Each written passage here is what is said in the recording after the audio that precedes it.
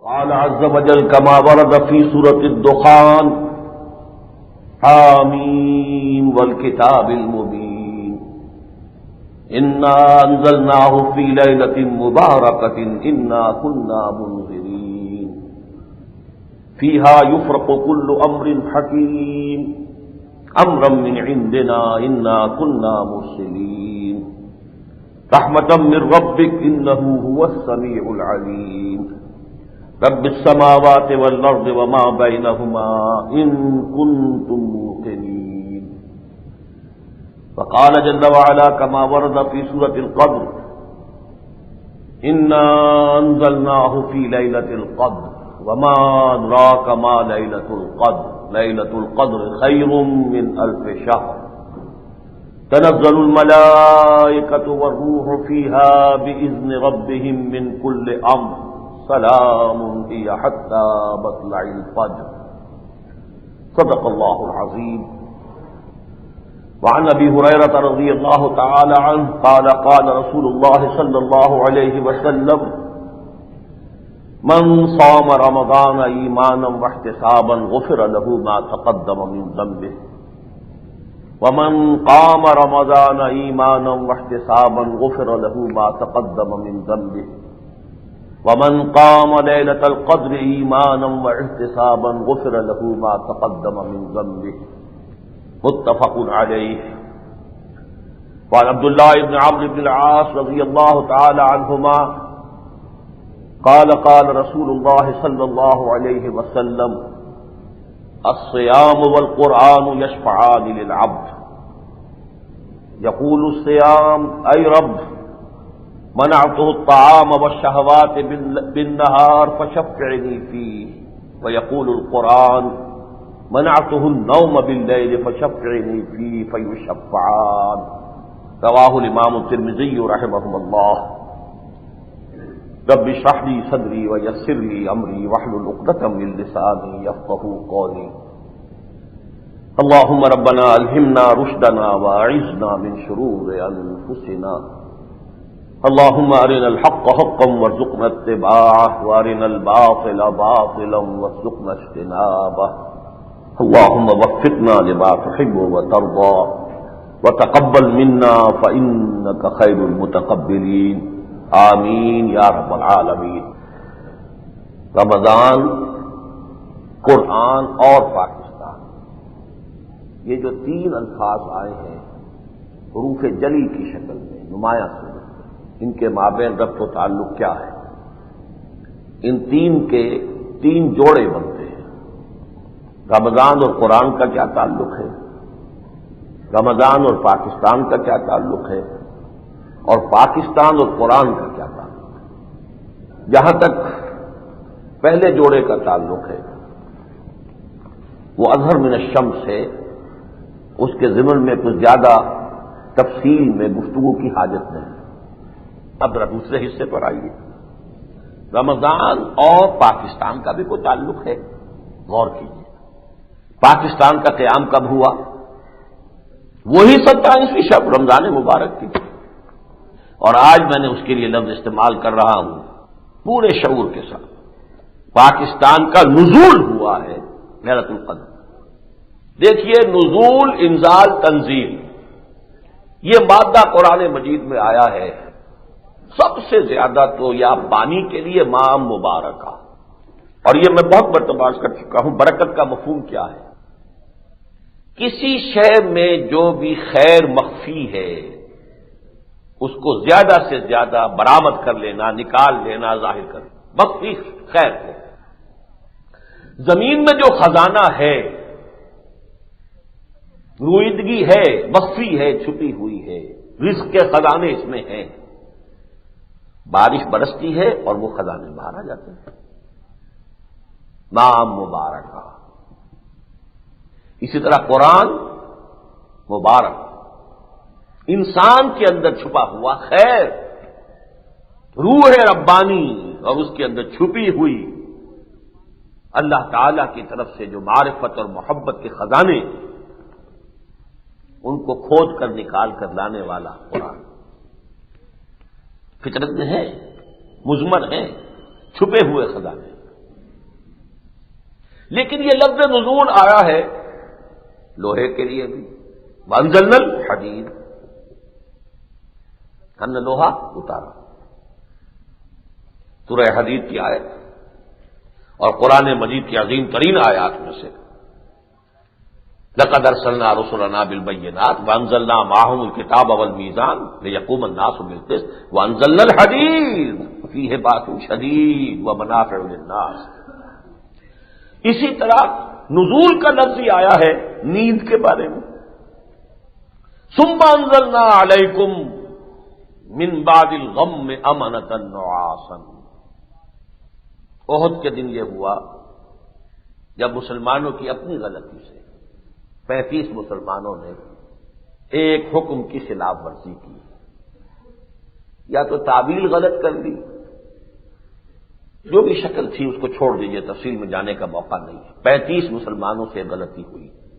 اگر حضور کے حکم کی انہوں نے تعبیل کر بھی لی تھی تو لوکل کمانڈر کے حکم کی تو نافرمانی کی ہے ڈیفینیٹلی، اس پر سزا دی ہے اللہ نے۔ فتح عارضی شکست میں بدل گئی، 70 صحابہ شہید ہو گئے، صدمے کے پہاڑ ٹوٹ پڑے صحابہ کرام پر، حضور کے دندان مبارک شہید ہوئے۔ اس پورے حادثے کے بعد اللہ فرماتا ہے پھر ہم نے تم پر اس عظیم غم کے بعد ایک سکون نازل کر دیا، ایک نیند کی سی کیفیت تم پر طاری ہو گئی، اور اسے کہا انزلنا، ہم نے تم پر نازل فرما دی نیند۔ تو انزلنا جو ہے وہ پانی کے لیے بھی ہے، انزلنا قرآن کے لیے بھی ہے، انزلنا لوہے کے لیے بھی ہے، اور انزلنا نیند کے لیے بھی ہے۔ اس معنی میں آپ سے کہہ رہا ہوں قرآن جس رات میں نازل ہوا ہے اسی شب میں پاکستان نازل ہوا ہے، اور اس رات کا اصل جو مقام ہے اس پر پوری صورت آ رہی ہے۔ یہ بات بہت معنی خیز ہے، پوری صورت انا انزلناہ فی لیلۃ القدر وما ادراک ما لیلۃ القدر۔ اس رات کی عظمت کا تمہیں کیا اندازہ ہو سکتا ہے؟ اب ظاہر بات ہے کہ تمہیں تو اندازہ نہیں ہو سکتا، لیکن جیسے وہی بات کہ مالا یترک کلہ لا یترک کلہ، پورا اندازہ تو تمہیں قرآن کی عظمت کا بھی نہیں ہو سکتا، لیکن چلو ایک تمثیل سے تمہیں سمجھا دیتے ہیں۔ لو انزلنا ھذا القرآن علی جبل لرأیتہ خاشعا متصدعا من خشیۃ اللہ۔ اس کی عظمت کا کوئی تھوڑا سا تصور کر لو، دھندلا سا، اگر ہم نے اس قرآن کو کسی پہاڑ پر نازل کر دیا ہوتا تم دیکھتے کہ وہ دب جاتا، پھٹ جاتا۔ اسی طرح اس رات کی عظمت کا تم کوئی اندازہ نہیں کر سکتے، ہاں اس تمثیل سے کہ یہ 1000 مہینوں سے افضل شب ہے، یہ تمہاری فہم کی جو لمیٹیشنز ہیں ان کے حوالے سے، محدودیت کی وجہ سے تمہیں یہ بات سمجھائی جا رہی ہے۔ لیلۃ القدر خیر من الف شہر تنزل الملائکۃ والروح فیہا باذن ربہم من کل امر، من کل امر یاد کیجیے اب یہاں پر۔ اس شب میں فرشتے اور حضرت جبرائیل نازل ہوتے ہیں اپنے رب کے احکام کو لے کر، من کل امر۔ اصل میں اس کو سمجھ لیجئے جیسے ہماری حکومتوں میں ہوتا ہے 5 سالہ منصوبہ، 7 سالہ منصوبہ، پھر سالانہ بجٹ، تو اللہ کا ایک منصوبہ ہے 1000 سال کا، ایک دن اس کا 1000 برس کا۔ قرآن مجید میں 2 جگہ موجود ہے، یہ سورہ سجدہ میں بھی ہے، یدبر الامر من السماء الى الارض، امر کے لفظ کو یاد کیجیے اب یہاں پر، وہی امر، یدبر الامر من السماء الى الارض ثم يعرج الیہ فی یوم کان مقدارہ 1000 سنۃ مما تعدون، بڑی صراحت کے ساتھ جو تمہاری گنتی ہے اس کے حساب سے 1000 برس، یہاں کوئی استعارہ باقی نہیں رہا، مما تعدون کہہ کر، ہمارے 1000 برس اللہ کا ایک دن ہے، اور اس دن کی ایک اللہ کی طرف سے ایک حکمت عملی معین ہو جاتی ہے، ایک عمومی خاکہ بن جاتا ہے اللہ کے امر کا۔ لیکن پھر ہر سال اس کا بجٹ جو ہے اینول ہمارے حساب سے سال اب آ رہا ہے، اور وہ لیلۃ القدر ہے۔ ہر سال اس کے مطابق جو ہے 1000 سالہ منصوبے کے مطابق اس سال کا کیا معاملہ ہونے والا ہے، وہ اس شب میں فیصلے صادر کر دیے جاتے ہیں اور فرشتے لے کر اس کو تنزیل دے کر کرتے ہیں اور اس کی تنفیذ کے لیے۔ اب یہی بات دیکھیے، جیسا کہ میں نے بارہا کہا ہے اور آپ میں سے اکثر ذرا آپ کو یاد بھی ہو گئی ہوں گی یہ چیزیں، اہم مضامین قرآن مجید میں کم سے کم 2 جگہ ضرور ملیں گے آپ کو، ایک اصول ہے اور وہ ایک دوسرے پر روشنی ڈالتے ہیں۔ القرآن یفسر بعضہ بعضا، سورہ دخان کا شروع ہو رہا ہے بڑے ہی یوں سمجھیے کہ ایک جلالت شان کے ساتھ، الف لام حامیم تنزیل والکتاب المبین انا انزلناہ فی لیلۃ مبارکۃ انا کنا منذرین فیہا یفرق کل امر حکیم۔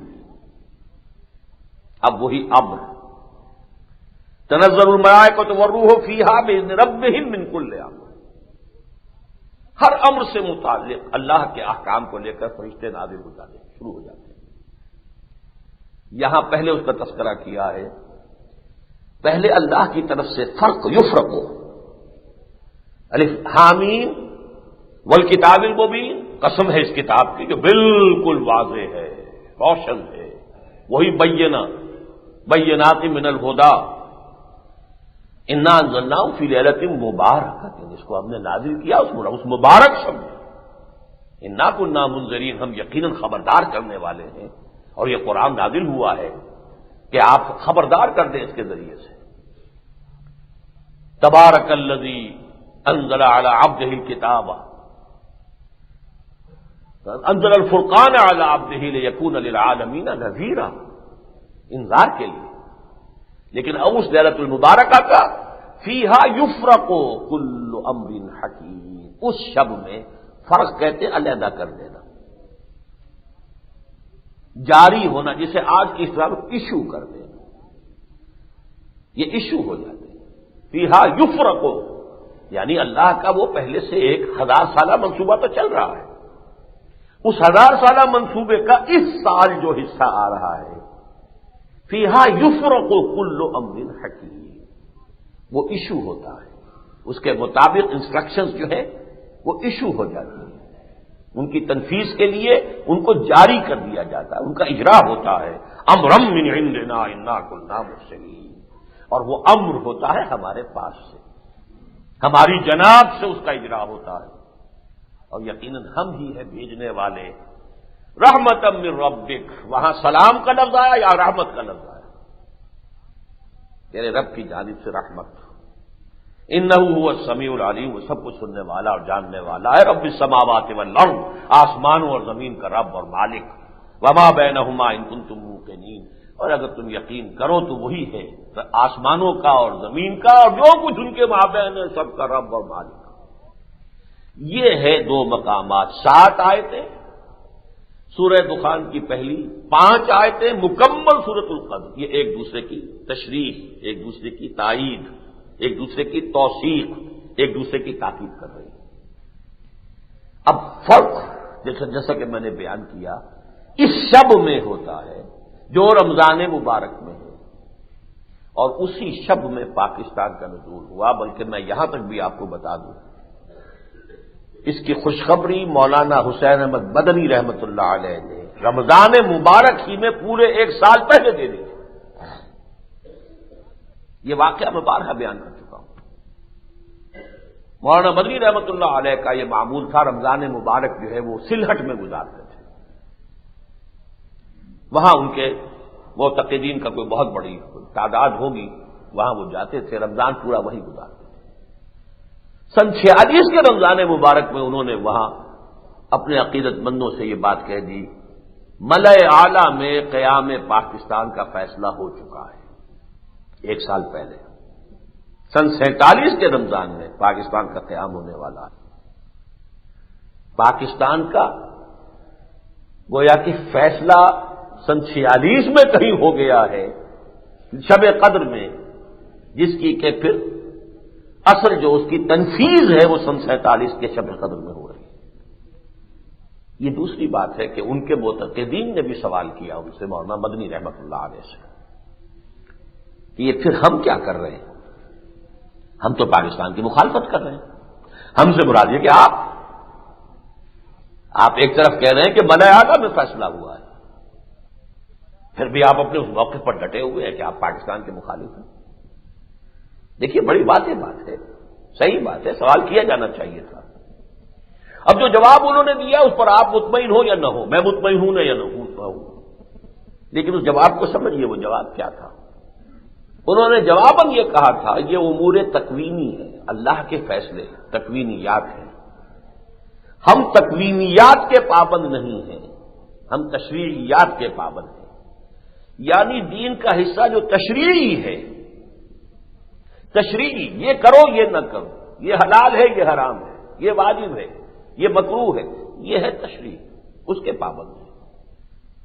تکوینی طور پر کیا ہو رہا ہے، کس کو عذاب دیا جا رہا ہے، کس کے لیے کیا فیصلے ہو گئے ہیں، اللہ تعالیٰ کی طرف سے کسی کو دولت مند بنانے کا فیصلہ کر دیا گیا ہے، لیکن یہ دولت اس کے حق میں رحمت ثابت ہوگی یا زحمت ثابت ہوگی، یہ ہمیں کیا معلوم۔ پاکستان کے قیام کا فیصلہ ہو گیا ہے، لیکن پاکستان مسلمانان ہند کے لیے رحمت ثابت ہوگا یا زحمت ثابت ہوگا، یہ ہمیں کیا معلوم۔ یہ بات جان لیجیے، ان کے جواب کو سمجھیے۔ لیکن ظاہر بات ہے کہ جن لوگوں کی ارواح ان کے اندر وہ لطافت موجود ہو کہ وہ ملأ اعلیٰ کے ساتھ ان کا کوئی رابطہ قائم ہو جائے، تو جہاں تک وہ تعلقات جو ہیں اس کی بنا پر انہیں کشف بھی ہو سکتا ہے، انہیں الہام بھی ہو سکتا ہے، جیسا کہ آپ کو معلوم ہے وحی جلی کا دروازہ بند ہوا ہے ختم نبوت کے ساتھ، وحی خفی کا دروازہ بند نہیں ہوا۔ سچے خواب حضور کی اپنی احادیث ہے، 46واں یا 60واں جز ہے، یہ جاری ہے، اب بھی جاری ہے۔ الہام اب بھی جاری ہے، کشف اب بھی جاری ہے۔ یہ چیزیں تو یوں سمجھیے کہ چاہے کوئی مسلمان نہ ہو لیکن اس نے کوئی روحانی ورزشیں کی ہو، نفسیاتی ورزشیں کی ہو، تپسیائیں کی ہو، اپنے نفس کو کنٹرول میں رکھا ہو، اپنے جسمانی اور حیوانی تقاضوں کو دبایا ہو اور روح کے تقاضوں کو ابھارا ہو، وہ کوئی ہندو ہو، کوئی اور ہو، کوئی کرسچن ہو، اس کا بھی کوئی تعلق تھوڑا بہت اس عالم کے ساتھ قائم ہو جاتا ہے۔ نوسٹراڈیمس کون تھا؟ یہ نہ سمجھیے، ٹھیک 1000 برس کے بعد وہ معاملہ ہوا ہے۔ عالم تکوینیات میں اللہ کا وہ جو حکم چل رہا ہے،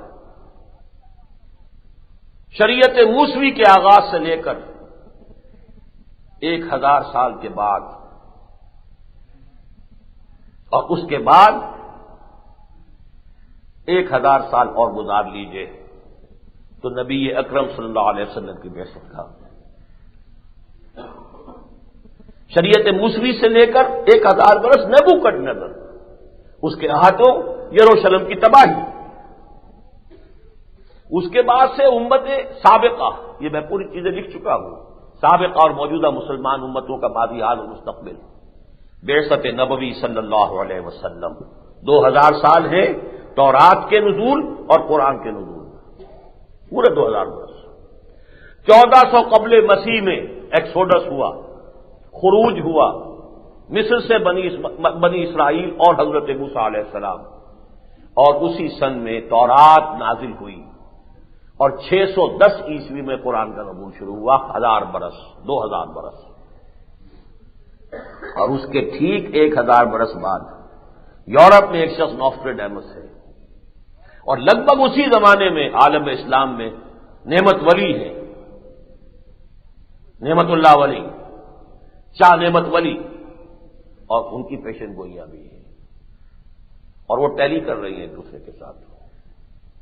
1000 برس کا معاملہ قرآن مجید میں بھی آیا ہے، اسی لیے الف ثانی کی اصطلاح ہمارے ہاں بہت عام ہوئی ہے۔ اسی لیے اکبر کو یہ پٹی پڑھا دی تھی کچھ لوگوں نے، علماء نے پڑھائی تھی، ابو الفضل اور فیضی نے پڑھائی تھی، اکبر کو کیا پتا تھا 1000 برس کسے کہتے ہیں؟ پٹی پڑھا دی تھی کہ 1000 برس ہو گئے ہیں، شریعت محمدی کا دور ختم ہو گیا، اب آپ ایک نئی شریعت لا سکتے ہیں، لہذا دین الہی، دین اکبری نافذ کر دی۔ بہرحال اس کے حوالے سے نوٹ کیجئے، وہ 1000 برس کی جو تنفیذ ہوئی ہے، کچھ لوگ جن کی روحانیت جو ہے اونچی ہو، بلند ہو، وہ دیکھ سکتے ہیں، لیکن پھر سالانہ جو اس کا نزول ہو رہا ہے اس کو بھی مولانا مدنی رحمۃ اللہ علیہ نے 1 سال پہلے ملأ اعلیٰ کے اس فیصلے کو جان لیا. مجھے مولانا مدنی رحمۃ اللہ علیہ کی اس توجیہ پر میرا دل مطمئن نہیں ہے. اصولاً بات صحیح ہے. استدراج بھی ایک شے ہوتی ہے. کسی شخص کی غلطی کو اللہ تعالیٰ اور رسی دراز کرتا ہے تاکہ یہ اور غلطی کرے، اور رسی دراز کر دیتا ہے اور اس کو اور غلطی کرے تاکہ یہ پوری طرح مستحق ہو جائے عذاب. یہ بھی ایک شکل ہوتی ہے، استدراج کہتے ہیں. اور یہ بھی ہو سکتا ہے کہ اللہ تعالیٰ کی طرف سے رحمتاً یہ فیصلہ ہوا ہو. میرے نزدیک رحمتاً ہے، لیکن میں نے صرف آپ کو اس وقت یہ بتایا کہ چونکہ ان کا قول یہ تھا، خوشخبری بھی دی یا جو بھی کہے خبر دی کہ ملأ اعلیٰ میں پاکستان کے قیام کا فیصلہ ہو چکا ہے رمضان مبارک 1946 والا. البتہ یہ کہ جب ان پر تنقیدی سوال کیا گیا کہ پھر آپ کا موقف کیوں ہے یہ، تو انہوں نے کہا کہ ہمیں تشریعیات کے پابند ہم ہیں، تکوینیات کے پابند ہم نہیں ہیں. اللہ تعالیٰ کی کیا غرض ہے، کیا اس سے مقصود ہے، اس سے کچھ بہتری ہونی ہے یا اس سے اللہ تعالیٰ ہمارے عذاب کا کچھ ذریعہ بنانا چاہتا ہے، یہ اللہ جانے. اور اس کی بنا پر ہمیں اپنی عقل سے کام لیتے ہوئے سوچنا ہے. مجھے ان کی اس پالیسی سے اختلاف ہے، اب بھی اعلان سے کہا، لیکن یہ کہ میں جانتا ہوں بہت بڑے عالم تھے، بڑی مجاہد شخصیت تھی، تقویٰ اور ورع میں بہت اونچا مقام تھا، اس میں کوئی شک و شبہ نہیں. لیکن ان کی غلطی، اور غلطی کس سے نہیں ہوتی، غلطی سے مبرہ تو سوائے انبیاء کے کوئی بھی نہیں. اور انبیاء بھی اس لیے نہیں کہ غلطی کر نہیں سکتے تھے، معاذ اللہ، یہ معاملہ صرف فرشتوں کا ہے، وہ غلطی کر ہی نہیں سکتے. لیکن انبیاء بھی انسان تھے، غلطی کا صدور ممکن تھا، معصوم تھے، ان کی حفاظت کی گئی تھی. معصوم کے معنی کیا ہے؟ معصوم مفعول ہے، کسی کی حفاظت کی گئی. اس لیے یا پھر یہ کہ اب یہ معصومیت اہل تشیع کے نزدیک اس کے بعد 12 امام کو بھی وہ مانتے ہیں کہ معصوم تھے، یا پھر آغا خانی اسماعیلی ہیں جن کے نزدیک اس کے بعد بھی ان کا امام حاضر جو ہے وہ معصوم ہے. ہمارے نزدیک کوئی معصوم نہیں. غلطی مولانا ابوالکلام آزاد سے ہو سکتی تھی، غلطی مولانا مدنی سے ہو سکتی تھی، غلطی قائد اعظم سے ہو سکتی تھی، کس سے نہیں ہو سکتی؟ یہ میں بعد میں عرض کروں گا. ٹائم جو ہے میگزین، اس نے یہ لکھا کہ قائد اعظم نے اپنے مرض وفات میں یہ الفاظ کہے ہیں، کس ڈاکٹر سے کہے ہیں کوئی حوالہ نہیں دیا، کہ پاکستان کا قیام میری سب سے بڑی غلطی ہے. میں اس کے بارے میں کچھ باتیں بعد میں عرض کروں گا، لیکن یہ جان لیجئے کہ میرے نزدیک مولانا مدنی کی جو سیاسی حکمت عملی تھی غلط تھی، لیکن کسی بددیانتی پر مبنی نہیں تھی. معاذ اللہ ثم معاذ اللہ ثم معاذ اللہ. غلطی سوچ کی ہو سکتی ہے، غلط اندازے کی ہو سکتی ہے، غلطی ججمنٹ کی ہو سکتی ہے. غلطی تو مجتہد کر سکتا ہے، مجتہد کے لیے بھی اگر وہ غلطی کرے تب بھی ثواب ہے، اگر کیا تیرا ہے اور صحیح راستے تک پہنچ جائے، رائے تک پہنچ جائے تو دوہرا ثواب. بارہ اس وقت اب یہ کرنا تھا کہ پاکستان اور رمضان کا ایک تعلق ہے. اس کا نزول ہوا ہے لیلۃ القدر، جس طرح قرآن کا نزول ہوا ہے، یا اس کا نزول کل کے کل قرآن کا نزول ہو گیا ہے لوح محفوظ یا کتاب مکنون یا ام الکتاب سے سمائے دنیا تک. اور یا اس کے معنی یہ ہے کہ اس کا آغاز شروع ہوا ہے محمد الرسول اللہ صلی اللہ علیہ وسلم پر لیلۃ القدر میں، اور وہ لیلۃ القدر ماہ رمضان مبارک میں. اسی طرح پاکستان کا نزول ہوا ہے لیلۃ القدر میں. اس حوالے سے اب تیسری بات میں آپ سے عرض کروں گا. رمضان، قرآن اور پاکستان. رمضان اور قرآن کا تعلق بالکل واضح. رمضان اور پاکستان کا تعلق بالکل واضح. اس کا نزول لیلۃ القدر میں ہوا. فیہا یفرق کل امر حکیم امرا من عندنا. اب سمجھیے کہ قرآن اور پاکستان کا کیا تعلق ہے. اس کے ضمن میں سب سے پہلے تو میں علامہ اقبال کی شخصیت کی طرف اشارہ کرنا چاہتا ہوں. میرے جاننے والے، میری تحریروں کے پڑھنے والے، میری تقریروں کے سننے والے اچھی طرح جانتے ہیں بعض چیزوں کو، لیکن پھر بھی اس عنوان کے حوالے سے بعض چیزوں کی تجدید اس کی تذکیر یاد دہانی مجھے خود کرانی ہے۔ 3 پہلوؤں سے علامہ اقبال اور قرآن مجید کا ایک تعلق کہ ایک طرف علامہ اقبال نمبر 1 مفکر پاکستان، مصور پاکستان، مجوز پاکستان کون؟ علامہ اقبال۔ مفکر پاکستان سب مانیں گے، مصور پاکستان سب مانیں گے، مجوز پاکستان پر اختلاف ہو سکتا ہے۔ پاکستان کی تجویز اس عملی شکل میں تو سن 40 کے ریزولوشن میں ہوئی ہے، اور اس سے پہلے اگر تذکرہ کسی نے کیا تھا تو وہ ملک برکت علی صاحب تھے، ان کا تذکرہ تھا۔ علامہ اقبال کے 37 کے خطبے میں کوئی تجویز کی شکل میں پاکستان نہیں، لیکن کیا ہے پھر ایک پیشن گوئی کی شکل میں۔ اگر آپ مجوز پاکستان نہیں کہیں گے تو منبع پاکستان، نبع خبر دینے والا، نبع ینبع تنبیہا باب تفعیل، خبر دینے والا، فیہا یفرق من کل امر حکیم، امر حکیم جو ہے اس کی خبر دینے والا اقبال۔ خطبہ پڑھ لیجیے ان کا، ان میں تجویز نہیں ہے، تجویزیں تو بلکہ کچھ دوسری ہے، اس لیے کہ اس وقت تک وہ 14 نکات، ابھی قومی سطح پر مسلم لیگ 14 نکات تک گئی تھی۔ قائد اعظم نے کہا کہ میں 14 نکات سے بھی آگے جانا چاہتا ہوں، علامہ اقبال نے کہا، لیکن میں اس کی طرف مزید نہیں جاؤں گا، یہ شکل ہو جائے، وہ شکل ہو جائے، یہ ہو جائے۔ ظاہر بات ہے کہ کسی بھی سیاسی مفکر اور قائد کے لیے جو بھی ایک وقت میں لمیٹیشنز ہیں، اس سے آگے بڑھ کر کوئی تجویز پیش کرنا ممکن نہیں ہوتا۔ لہذا پاکستان کی تجویز نہیں ہے اس خطبے میں، پیشن گوئی ہے کہ میں یہ محسوس کرتا ہوں کہ ہندوستان کے شمال مغربی حصے میں ایک آزاد مسلمان ریاست کا قیام ڈیسٹنی ہے، تقدیر مبرم ہے۔ یہ تو پیشن گوئی ہے، یہ تو خوشخبری ہے، یہ تو تنبیہ ہے۔ تنبیہ ہے کے ساتھ نہیں، وہ تنبیہ کچھ اور بن جائے گی، خبردار کرنا یا کسی کی سرزنش کرنا۔ تنبیہ حمزہ کے ساتھ، نبع، منبع پاکستان، مصور پاکستان اقبال، مفکر پاکستان اقبال، منبع پاکستان اقبال۔ اب کسی اقبال کی 3 نسبتیں اور ہیں۔ نمبر 1 رومی ثانی، جس نے قرآن مجید کے فکر و حکمت کو آج کے علم کی سطح پر پیش کیا، اقبال۔ میں یہ سن 73 میں کہہ چکا ہوں اپنی اس تقریر میں جو ایچسن کالج میں نے کی تھی، اور علامہ اقبال اور ہم کے نام سے چھپ رہی ہے اس کے بعد سے مسلسل 24 برس تو ہو گئے۔ اب ذرا ایک ضخیم کتاب کی شکل میں کچھ اور چیزیں اس میں نے خطبہ جو بعد میں دیا تھا یوم اقبال پر تحریری، وہ بھی شامل کیا گیا ہے۔ اس کے ساتھ پروفیسر یوسف سلیم چشتی مرحوم کی بھی بات تحریریں شامل کی گئی ہیں۔ اس لیے بڑی عجیب ہے کہ علامہ اقبال کی زندگی میں لکھی گئی ہیں وہ چیزیں، ایک اعتبار سے وہ بہت بڑا ڈاکومنٹ ہے۔ ایک ہے بعد میں مدح سرائی کرنے والے، ایک ہے ان کی زندگی میں ان سے جو استفادہ کرنے والے ہیں انہوں نے جو کچھ لکھا ہے۔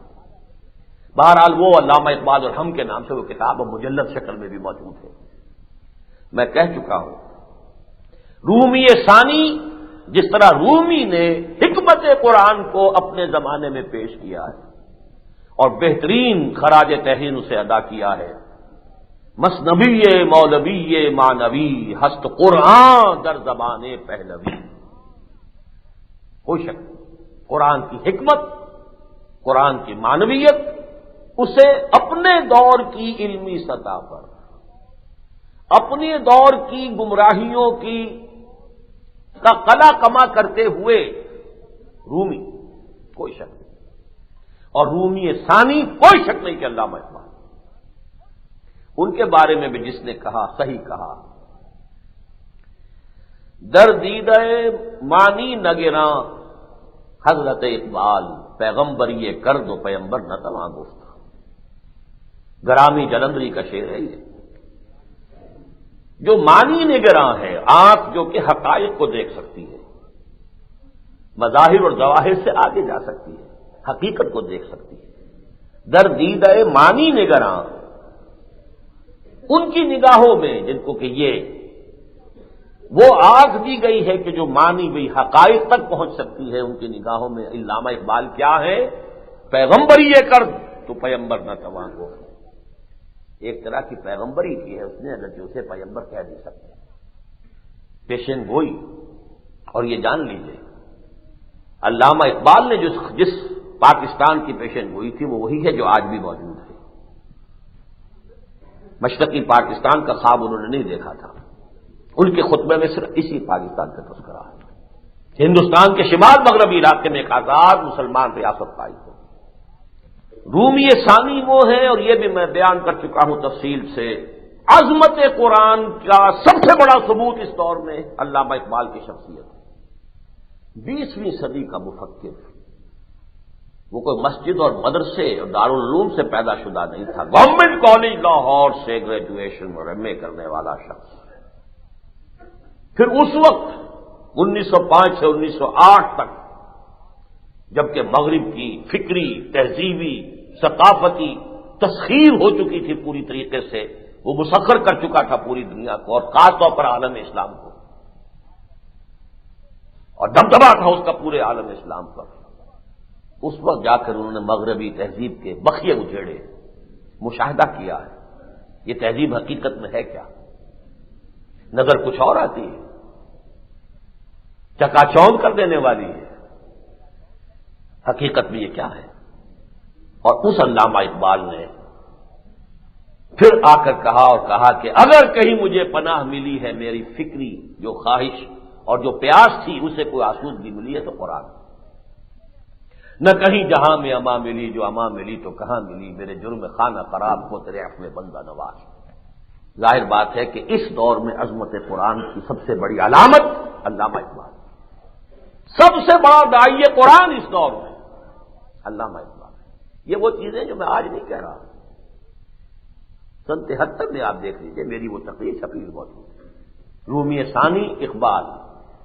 اس دور میں عظمت قرآن کا سب سے بڑا ثبوت اقبال، جس پر سب سے زیادہ منکشف ہوئی ہے قرآن مجید کی عظمت اقبال. فاش گویا ماں کے در دل مزمرست این کتابیں نیز چیزیں دیگر است مثل حق پنہاؤ ہم پیداستوں زندہ و پائندہ و گویاستوں چوں بجاں در رفت جہاں دیگر شود جہاں سے دیگر شد جہاں دیگر شود. کون کہے گا کس کی رسائی ہے ان حقائق کا؟ یہ تو جیسے کہ کوئی آدمی دیکھ رہا ہے، جیسے کہ معراج کی شب میں حضور کے بارے میں آیا ہے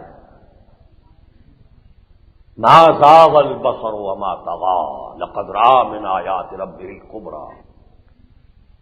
عظیم اللہ کی آیات جن کا مشاہدہ کیا محمد رسول اللہ کی نگاہوں نے اس وقت نگاہ چکا چوند نہیں ہوئی. ما زاغ البصر. جب چکا چوند ہو جائے نگاہ تو آدمی نگاہ ہٹاتا ہے. نہیں نگاہ ٹیڑھی نہیں ہوئی، نگاہ جما کر دیکھا ہے محمد رسول اللہ نے، لیکن حد ادب سے تجاوز بھی نہیں کیا نگاہ. ما زاغ البصر وما طغى لقد رأى من آیات ربه الکبریٰ. بالکل یہی کیفیت اقبال کی، عظمت قرآن کا مشاہدہ اس نے کیا ہے، اور جب بیان کیا ہے تو صاف محسوس ہوتا ہے کہ قلندر ہر جگویت دیدہ گویا. یہ کوئی تکلف کے ساتھ نہیں ہے کہ کچھ تک بندی ہو رہی ہے اور کچھ آدمی جوڑ کر کہہ رہا ہے، کوئی قصیدہ لکھنا ہی ہے، کچھ قرآن کی شان میں بیان کرنا. معاذ اللہ، کہاں اقبال کا کلام، کہاں ایسا کوئی تصور. مرا یاراں غزل خان شمردن، میں کہیں غزل خاں یا شاعر نہیں ہوں، میں نے اسے ذریعہ بنایا ہے. بہرحال سمجھ لیجئے قرآن کا داعی اعظم اس دور میں علامہ اقبال، مصور پاکستان، مجوز پاکستان یا منبی پاکستان، مفکر پاکستان علامہ اقبال. قرآن کے لیے اس کے فکر کی صحیح اس دور کی علمی سطح پر پیش کرنے کے لیے مجدد فکر قرآنی اقبال، جس پر قرآن کی عظمت سب سے بڑھ کر منکشف ہوئی اقبال، جس نے قرآن کی طرف لوگوں کو بلایا زوردار انداز میں. کتاب زندہ قرآن حکیم. آپ اندازہ تو کیجیے گر تمہیں خواہی مسلمان زیستن نیست ممکن جزب قرآن زیستن.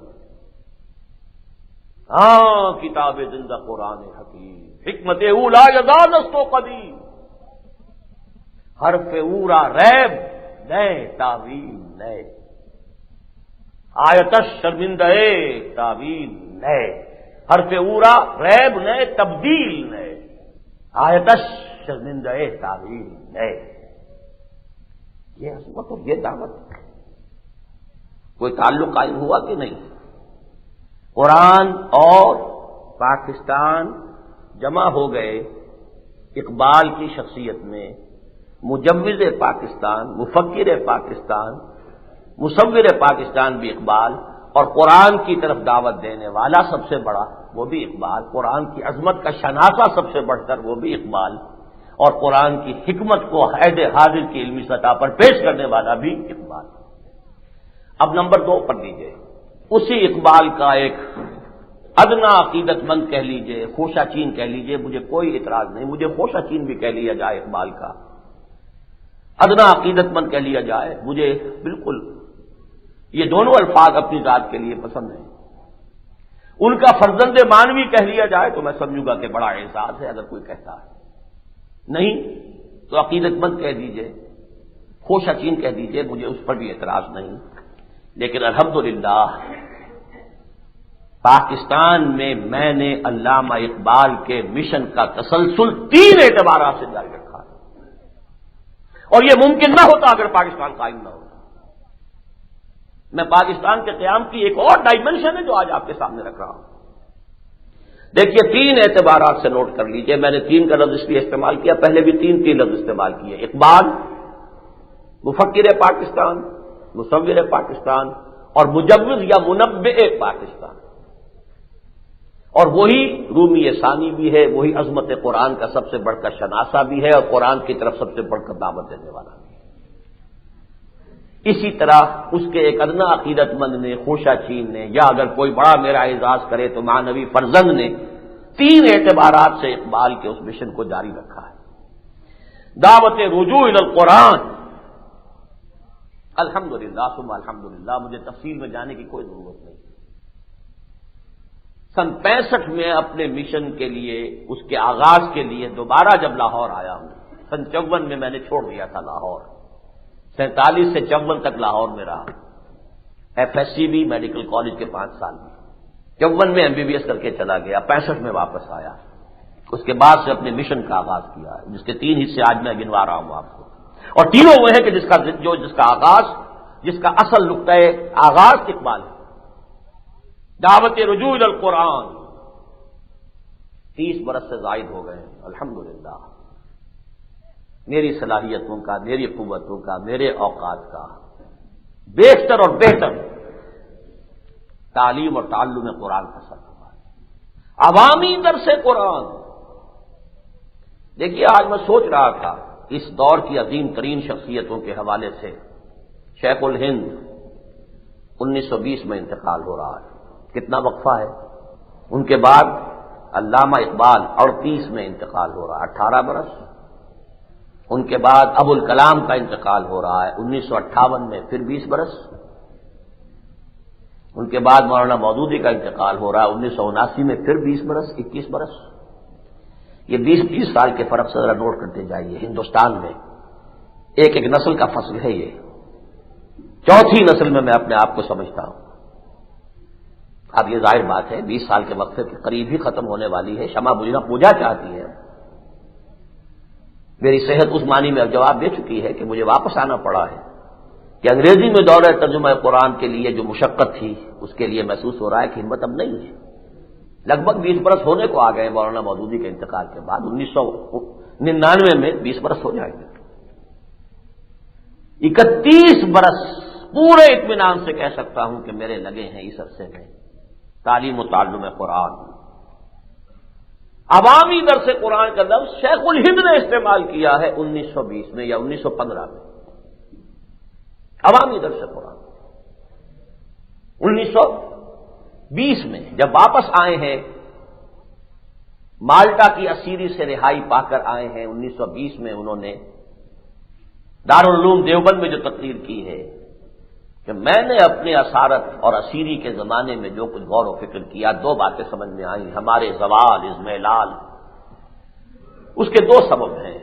ایک قرآن کو ترک کر دینا، خار از محجوری قرآن شدی، وہی بات جو اقبال کہہ رہا ہے، وہ زمانے میں معزز تھے مسلمان ہو کر اور تم خار ہوئے تارک قرآن ہو کر، جو اقبال کہہ رہا ہے وہی شیخ الہند کہہ رہے ہیں، قرآن کو ترک کر دینا اور دوسرے آپس کے اختلافات اور خانہ جنگی۔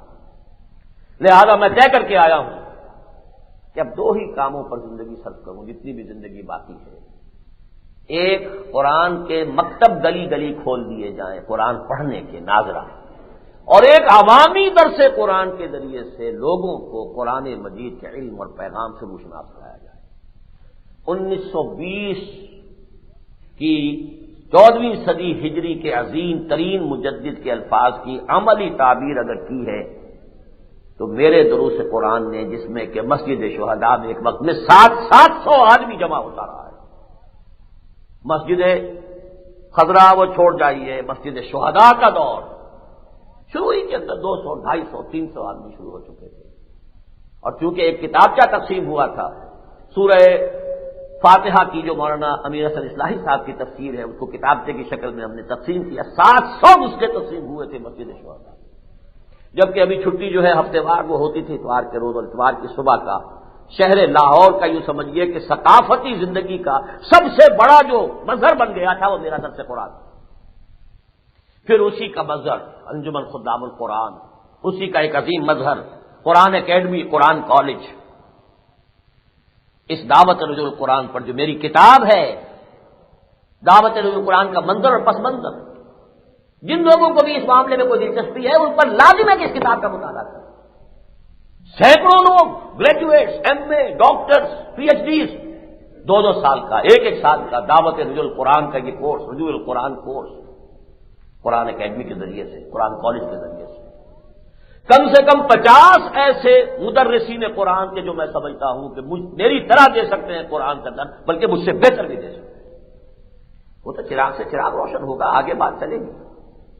کم سے کم 50، نہ صرف پاکستان میں، پاکستان سے باہر۔ سب سے بڑی بات دورہ ترجمہ قرآن رمضان مبارک میں، آج شروع میں نے کہا تھا تراویح کا یہ نظام بدعت حسنہ تھی اور ہے، یہ نظام تراویح محمد رسول اللہ سے ثابت نہیں ہے صلی اللہ علیہ وسلم۔ اہل حدیث کا یہ موقف 100% درست ہے، لیکن یہ بدعت کس کی ہے؟ خلیفہ راشد عمر فاروق کی، علیکم بسنتی و سنت الخلفاء الراشدین المہدیین۔ یہاں ٹھوکر کھا رہے ہیں اہل حدیث، تو اس دوسرے حصے کو نظر انداز کر رہے ہیں۔ اسی میں نعمت بدعت حسنہ کے اندر ہم نے الحمدللہ کہ ایک اور حسنہ کا اضافہ کیا ہے، اور یہ بھی پاکستان ہی کے اندر ہوا، پوری دنیا میں کہیں نہیں۔ اگر پہلے کہیں سراغ تھا تو صرف خانقاہ شیخ الحدیث مولانا محمد زکریا صاحب کی خانقاہ جو سہارنپور میں ہے، وہاں ضرور تھا۔ یہ رمضان کی رات پوری کی پوری جاگ کر تراویح پڑھتے تھے، ہر 4 رکعتوں کے بعد آدھا گھنٹہ 40 منٹ دے دیا لوگوں کو، جاؤ اپنے طور پر قرآن پڑھو، کوئی نوافل ادا کرو، کوئی اور کرو، ذکر کرو، پھر آ گئے۔ اس طریقے سے 20 تراویح پوری رات میں۔ الحمدللہ ہم نے اس کو قرآن کے ساتھ جوڑا ہے۔ 4 رکعتوں سے پہلے جتنا حصہ پڑھا جانا ہے اس کی ترجمہ ہو، اس کی تفسیر ہو، اس کو بیان کیا جائے، پھر کھڑے ہو جاؤ سنو۔ اب وہ نزول ہو تیرے ضمیر پہ جب تک نہ ہو نزول کتاب، گرہ کشا ہے نہ راضی نہ صاحب کشاف۔ رمضان مبارک کی مبارک راتیں، اور ابھی اس قرآن کو سن کر، اس کا ترجمہ سن کر کھڑے ہو کر اپنے اوپر اس کا نزول لو، اگر جذب کرو اپنے دل کے اندر، شخصیتوں میں انقلاب آئے گا۔ کیوں بجاں در رفت جہاں دیگر شبد، جہاں سے دیگر شد جہاں دیگر شبد ہو کر رہے گا۔ یہ دورہ ترجمہ قرآن، کہیں اس کے بارے میں سوچا نہیں جا سکتا۔ اس بر عظیم ہند کے اس حصے میں جس کا نام پاکستان ہے، اللہ کے فضل و کرم سے ہم نے یہ کام کیا ہے۔ 20 مسجدوں میں ہوگا، کراچی میں ہوگا، ہر جگہ ہوگا، ملتان میں ہوگا، یہ دورہ ترجمہ قرآن ہو رہا، فیصل آباد میں ہوگا، پشاور میں ہوگا، راولپنڈی میں ہوگا۔ اس سال خالص پنجابی زبان میں توبہ ٹیک سنگھ میں ہوگا، چودھری رحمت اللہ بٹر صاحب کریں گے. میرے اپنے بیٹے جو ہیں ان میں سے ڈاکٹر اپنے عزیزم عاقب سعید 2-3 مرتبہ کر چکے ہیں، لیکن ان کا انداز جو ہے وہ در حقیقت علمی ہے اور معلمانہ ہے، خطیبانہ انداز نہیں. میرے بڑے بیٹے کو ڈاکٹر عارف رشید کو اللہ تعالیٰ نے وہ انداز دیا ہے، لیکن صحت کے اعتبار سے ریڑھ کی ہڈی میں چونکہ ایک پیدائشی نقص ہے، اس لیے ابھی تک وہ ہمت نہیں کر سکے تھے. لیکن اس مرتبہ میں نے زور دے کر کہا ہے کہ ہمت کرو، اللہ تعالیٰ سے اس کی تائید اور توفیق مانگ کر، اور آپ سے بھی کہہ رہا ہوں کہ ان کے لیے خصوصی دعا کریں. اس سال انشاءاللہ وہ کریں گے. بہرحال یہ قرآن مجید کی دعوت رجوع الی القرآن، یہ پاکستان میں علامہ اقبال کے حقیر سے عقیدت مند اور خوشاچین یا فرزند مانوی کے ذریعے ہوئی. آگے چلیے. تنظیم دیکھیے، نوٹ کیجئے، سب سے پہلی تنظیمی حیت اسلام کے لیے ابوالکلام نے قائم کی ہے 1913 میں حزب اللہ کے نام سے بیعت کی بنیاد پر. اس کے بعد اس کا خیال آیا ہے علامہ اقبال کو 1935-36 میں. وہ خیال کہ جو لوگوں کے قطعاً علم میں نہیں ہے. علامہ اقبال کی زندگی کا یہ وقت جو بالکل ابھی پردہ اخفاء میں پڑا ہوا تھا. ڈاکٹر برہان احمد فاروقی کو اللہ تعالیٰ اس کی جزا دے کہ موت سے قبل یہ قرض ادا کر کے گئے ہیں. ان کی وہ کتاب، حالانکہ پوری عمر مسلم لیگ کے ساتھ رہے، مسلم لیگ کے ساتھ کام کیا، مسلم لیگ کے کبھی صدر بھی رہے، مسلم لیگ کی طرف سے الیکشن بھی لڑا ہے، قائد اعظم کو خاص طور پر انگلستان سے ہندوستان آنے کی دعوت دینے والے علامہ اقبال ہے، وہ اپنی جگہ ہے. لیکن وہ سمجھ گئے تھے کہ مسلم لیگ کے ہاتھوں اسلام نہیں آ سکتا اس ملک کے اندر. پاکستان بن سکتا ہے اور بنے گا، اسلام نہیں آئے گا. اسلام قائم کرنے کے لیے ایک اور جماعت کی ضرورت تھی، جو جمعیت شبان الہند، شبان المسلمین ہند کے نام سے اس کا خاکہ تیار کیا. بیعت کی بنیاد پر ایک جماعت قائم ہونی چاہیے. اس کا دستاویزی ثبوت اب شائع ہو چکا ہے، جو میرے بھی علم میں نہیں تھا، قطع نہیں جانتا تھا میں. ڈاکٹر برہان احمد فاروقی کی وہ کتاب چھپ چکی ہے. جمعیت شبان المسلمین ہند بیعت کی بنیاد پر قائم ہونی چاہیے، اور اس میں عمارت کا نظام ہونا چاہیے، صدارت کا نہیں. یہ ہے علامہ اقبال کے الفاظ. یہی وجہ ہے کہ علامہ اقبال نے جنہیں بلایا تھا، حیدرآباد دکن سے بلایا تھا پنجاب میں، مولانا ابوالعلا مودودی، ان کے علم میں تھا کہ علامہ اقبال کی آخری زندگی میں کے دور میں آخری خواہش کیا تھی. جو ان کے ساتھی چونکہ اکثر و بیشتر وہی تھے جو قرآن مجید کے اس حکم پر پورے اترنے والے ہیں. وَالشُّعَرَاءُ يَتَّبِعُهُمُ الْغَاوُونَ.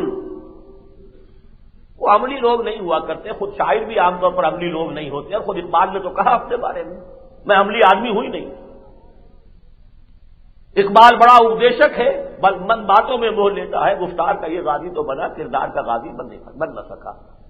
اور ان کے ساتھی تو وہی تھے کہ ان کی اس خواہش پر بالکل عمل پیرا نہیں ہو سکے. اور برطانوی امپیریلزم کی طرف سے جو لوگ ان پر مسلط کر دیے گئے تھے، چودھری محمد حسین جیسے لوگ، انہوں نے اس کے لیے انہیں آگے بڑھنے نہیں دیا.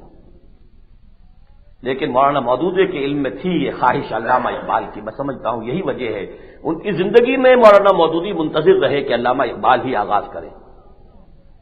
لیکن جس شخص نے انہیں بلایا تھا ان کے انتقال کے بعد، مولانا مودودی نے 1941 میں جماعت اسلامی قائم کی ہے، جو اسی مقصد سے تھی.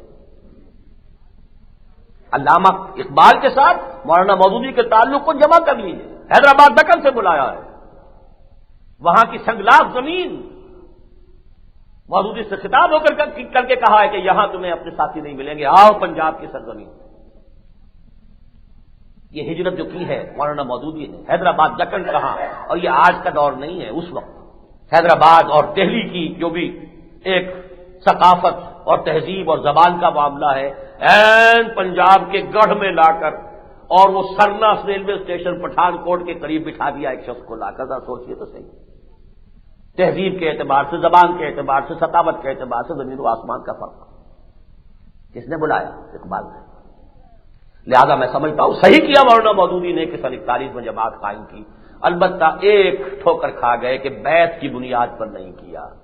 اس وقت جو بھی غلبہ ہو چکا تھا مغربی فکر کا، یا کچھ اور حالات تھے جس کی وجہ سے، حالانکہ اسی سن 41 کی ان کی تحریر موجود ہے بیعت کے حق میں، لیکن جب جماعت قائم کی ہے تو چوک گئے، غلطی ہو گئی، بیعت کی بنیاد پر قائم نہیں کیا۔ جسے اس کی تفصیل پڑھنی ہو وہ میری کتاب میں پڑھے، تاریخ جماعت اسلامی کا ایک گمشدہ یا ایک گمشدہ ورق یا باب میری کتاب ہے، اس پر موجود ہوئی۔ الحمدللہ کہ اس کے بعد اس کا آغاز بھی میں نے کیا، اس کو بیعت کے ساتھ قائم کر کے تنظیم اسلامی کے نام سے اب وہ تنظیم جو ہے الحمدللہ ہم نے قائم کی۔ علامہ اقبال نے دارالاسلام کا خواب دیکھا تھا، ہم نے قرآن اکیڈمی قائم کر دی۔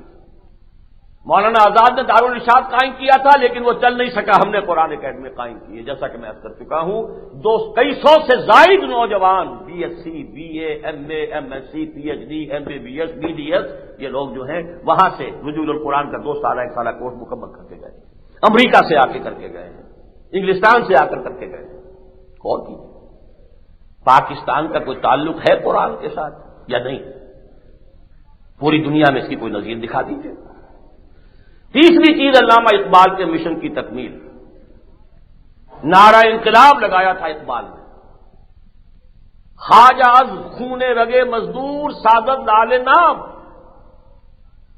از جفائے دہ خدایاں کشت دہقانہ خراب، انقلاب انقلاب ہے انقلاب۔ کون نعرہ لگا رہا ہے؟ اقبال۔ اتنا ننگا نعرہ تو انقلاب کا کسی نے نہیں لگایا آج تک۔ ایک شعر میں جمع کر دیا ہے اصل وہ خرابی جس کو کہ ختم کرنا چاہیے۔ یہ چور کے ہاتھ کاٹ دینا یہ تو بعد کی باتیں ہیں، پہلے جڑ کاٹو، اس نظام کی جڑ کاٹو کہ جو انسانوں کے اندر ہیوز اور ہیو ناٹس کے 2 طبقات پیدا کرتا ہے، جو ایک طرف دولت کا ارتکاز پیدا کرتا ہے، دوسری طرف احتیاج اور فقر پیدا کرتا ہے۔ وہ نظام کاد الفقر و یکون کفرا، جس کے بارے میں محمد رسول اللہ فرماتے ہیں کہ یہ فقر جو ہے یہ تو کفر کے قریب لے جانے والی شے ہے۔ وہ فقر ساز مشین توڑو، اس کو توڑ دو کر رکھ دو۔ کس قدر زور شور سے ایک شخص کہہ رہا ہے، گفتن جہان ماں آیا بدنی سعادت، کہاں اس شخص پہنچا ہوا ہوگا اللہ ہی جانتا ہے۔ اپنا مکالمہ اللہ کے ساتھ بیان کر رہے ہیں۔ اللہ نے مجھ سے پوچھا میرا جہان جس میں نے تمہیں بھیجا ہے تمہیں کچھ اچھا لگا کہ نہیں؟ تمہارے مزاج کے موافق ہے کہ نہیں؟ گفتن جہان ماں آیا تو امی سعادت، گفتن کے نمی سعادت۔ میں نے کہا نہیں مجھے بالکل پسند نہیں آیا۔ گفتن کے برہم زن، فرمایا توڑ دو، پھر اس کو توڑ دو، لیکن توڑو کیسے؟ با نشہ درویشی در ساز و دمادم زن، کیوں پختہ شوی خدرا بر سلطنت جم زن۔ یہ ہے انقلاب نبوی کا منہاج 2 مصروں میں۔ پہلی درویشی ہے، دعوت، تبلیغ، تلقین، تربیت، صبر۔ کوئی گالی دے تو صبر کرو، کوئی مارے تو صبر کرو۔ ہاں جب تکڑے ہو جاؤ، مضبوط ہو جاؤ، معتدب تعداد میں وہ لوگ ہوں جو اپنی ذات پر اور اپنے گھر میں دین نافذ کر لیں اور ایک فرد سے بیعت کر کے ایک حکم کے پابند ہو جائے، وہ تربیت اور تزکیہ کے مراحل طے کر چکے ہوں، ٹکرا جاؤ پھر۔ گفتند جہان ماں آیا بتنی سعادت، گفتم کے نمی سعادت، گفتند کے برہم زن، با نشہ درویشی در ساز و دمادم زن، جو پختہ شوی خدرا بر سلطنت جم زن۔ یہ نعرہ انقلاب کا لگانے والا، خواجہ خون رگے مزدور ساگر لال ناب، سرمایہ دار نے مزدور کے خون سے کشید کی ہے یہ لال شراب جو شام کو بیٹھ کر پیتا ہے۔ از جفائے دہ خدایاں کشت دہقانہ خراب، اور یہ زمیندار اور جاگیردار، اب ان کو کسی نے ننگی گالی دے دی ہے حنیف رامے نے، یہ علیحدہ بات ہے، یہ گالیاں نہیں کسی کو سجتی، لیکن بات تو واقعی یہ ہے جو استحصال کسان کا ہو رہا ہے، جو استحصال آری کا ہو رہا ہے، اس کا خون ہے، اس کا پسینہ ہے، جس پر عیاشی کر رہے ہیں یہ جاگیردار جنہوں نے کہ اس ملک کا بیڑا غرق کیا، اس میں کوئی شک نہیں، لیکن یہ کہ انہوں نے جفائے دے خدایا کس نے دہقانہ، انقلاب انقلاب ہے انقلاب، اس کے لیے انقلاب برپا کرو۔ اس اسلامی انقلاب کا نعرہ لگانے والا اس ملک کے اندر الحمدللہ علامہ اقبال کا یہی فرزند معنوی ہے۔ اسلامی انقلاب، لیکن ایک سیاسی نعرے کے طور پر اس انقلاب کے نعرے کو استعمال نہیں کیا ہے، کبھی ووٹ کی بھیک نہیں مانگی، اور یہ کہا پہلے اپنے آپ کو ٹھیک کرو۔ اس 10 کروڑ میں 2 لاکھ تو ایسے نکل آئے 13 کروڑ میں سے، جو اپنی ذات پر اپنے گھر میں پہلے دین کو نافذ کریں اور پھر ایک شخص سے بیعت کر کے جمع ہو جائیں، ورنہ ایرے غیرے نتھو خیرے کسی نام سے، کسی اچھے سے نام سے جمع کر کے نعرے لگوا دینے سے اسلام نہیں آئے گا۔ کوئی کیوس ہو سکتا ہے، کوئی ہنگامہ ہو سکتا ہے، اس سے اور پٹڑی گاڑی سے اتر سکتی ہے، سب کچھ ہو سکتا ہے، اسلام نہیں آ سکتا جب تک کہ کم سے کم 2 لاکھ افراد، 13 کروڑ میں 2 لاکھ افراد جو اپنی ذات پر اپنے گھر میں اسلام نافذ کریں، معاش اور معاشرت کو پاک کر دیں، پھر ایک شخص سے بیعت کر کے اور جانے دینے کے لیے بھی تیار ہو جائے، تن من دھن دینے کے لیے تیار ہوں، جب تک یہ نہیں ہوگا اسلامی انقلاب نہیں آئے گا، وہ نظام خلافت نہیں آئے گا جو اقبال نے بھی کہا تھا، تا خلافت کی بنا دنیا میں ہو پھر استوار، لا کہیں سے ڈھونڈ کر اسلاف کا قلب و جگر، جو اپنے خطبے میں بھی کہا تھا 1930 کے خطبے میں، اسلام پر جو پردے پڑ گئے تھے عرب شہنشاہیت کے دوران، ان پردوں کو ہٹا کر اگر وہ بات ہو جائے جو میں دیکھ رہا ہوں کہ ہندوستان کے شمال مغرب میں ایک آزاد مسلمان ریاست قائم ہوگی، اگر ہو جائے تو ہمیں موقع مل جائے گا کہ عرب شہنشاہیت نے جو پردے ڈال دیے اسلام کی تعلیمات پر، ان کو ہٹا کر اسلام کی صحیح تعلیم کا نمونہ دنیا کے سامنے پیش کریں۔ اور وہ کیا تھی؟ عرب شہنشاہیت سے پہلے کون سا اسلام تھا؟ خلافت راستہ کا نظام تھا، شہنشاہیت بعد میں آئی، اس نے ہی جاگیرداری شروع کی ہے، اس نے سرمایہ داری شروع کی ہے۔ ان دونوں کا قلا کما کرنا ہے تو وہ خلافت کا نظام لانا پڑے گا، اور وہی اقبال کہہ رہے ہیں، تا خلافت کی بنا دنیا میں ہو پھر استوار، لا کہیں سے ڈھونڈ کر اسلاف کا قلب و جگر۔ یہ 3 کام ہیں جن کے ذیل میں الحمدللہ یہ حقیر سا اقبال کا عقیدت مند، حقیر سا اس کا کوشہ چین، اور اگر آپ مان لیں تو اس کا فرزند معنوی، 3 اعتبارات سے اقبال کے اس مشن کی تکمیل کے لیے کوشاں ہے۔ اب میں چند باتیں کہہ رہا ہوں موجودہ پاکستان کی سیاست کے بارے میں۔ نمبر 1، اقبال کے خواب کی تعبیر ہے یہ پاکستان، اور اسلام کی نشأت ثانیہ کا انشاءاللہ گہوارہ بنے گا یہ پاکستان۔ اگرچہ حالات اوپر نیچے ہوتے رہتے، خود میرا اپنا حال یہ ہے، کبھی انتہائی مایوسی کی کیفیت ہو جاتی ہے، میں نے بارہا کہا ہے، کبھی سوچتا ہوں کہ شاید آخری وقت آ گیا ہے، شاید عذاب الہی کا آخری کوڑا پڑنے والا ہے، شاید کہ تباہی کا فیصلہ ہو چکا ہو، ملأ اعلیٰ میں فیصلہ ہو چکا ہو۔ معراج خالد صاحب نے فرمایا 20 برس میں پتہ نہیں کہاں سے وہ وحی ان پر نازل ہوئی ہے، کس جگہ سے وہ آیا ہے، ہوگا، ایسا نہیں ہو سکتا، آخر کوئی شخص جو ہے یہ بات کہتا ہے، وزیر اعظم کے عہدے پر فائز ہے، کہیں نہ کہیں ہوگا۔ یہ جو مغربی مفکرین ہیں، جو بھی وہاں کے جو یونائٹڈ نیشنز کے اہلکار ہیں، انہوں نے کس چیز کی تردید کی ہے، وہ جھوٹ بولنے کے بہت سے انداز ہوتے ہیں، یہ بات کہیں ہوگی، بغیر بنیاد کے نہیں ہے۔ لیکن واقعہ تو یہ ہے کہ پاکستان تو اس حد تک پہنچ گیا کہ شاید 20 مہینے تک بھی حالات کے اعتبار سے تو اس کے باقی رہنے کے کوئی چانسز نظر نہیں آ رہے، 20 سال تو بہت بڑی بات ہے۔ مجھے تو اندیشہ یہ ہے کہ پہلا کوڑا جو سن 71 میں پڑا تھا، اب اس کا آخری کوڑا جو ہے سن 98 میں نہ پڑ جائے یا 97 میں نہ پڑ جائے۔ لیکن مایوسی کی اس کیفیت کے ساتھ ساتھ 400 برس کی تاریخ دیکھتا ہوں، اللہ کی 1000 سالہ اسکیم کا ایک نقشہ دیکھتا ہوں، 400 سال پہلے سے عالم اسلام کا انٹلیکچوئل اور spiritual centre of gravity shift ہو گیا جنوبی ایشیا یا بر عظیم پاک و ہند کو، اور یہ بات مجھے اس سال معلوم ہوئی ہے، پہلے معلوم نہیں تھی۔ ایک بہت بڑے عرب مفکر یہ کہہ چکے ہیں، میں ان کی رائے کی جو ہے اگلے جمعے میں انشاءاللہ کوشش کروں گا کہ ان کی کوٹیشن بھی لے آؤں، کہ عالم اسلام کا اسپرچل اور intellectual centre of gravity Hindustan میں منتقل ہو چکا۔ سن 70 کی یہ بات کہی ہے، مالک بن نبی کے نام سے ایک بہت بڑے مفکر تک گزرے۔ یہ بات میں بھی کہتا رہا ہوں لیکن مجھے معلوم نہیں تھا۔ میں نے بھی جو تقریر کی تھی اور کتاب شائع کی تھی علامہ اقبال اور ہم، اس کا عنوان تھا، مجھے معلوم نہیں تھا کہ ڈاکٹر علی شریعتی کتاب لکھ چکے ہیں اقبال و ماں، اقبال اور ہم کے نام سے، وہی عنوان، وہی بات جو مالک بن نبی کہہ رہے ہیں، غالباً مراکش کے تھے یہ، وہ بات میں کہتا رہا ہوں۔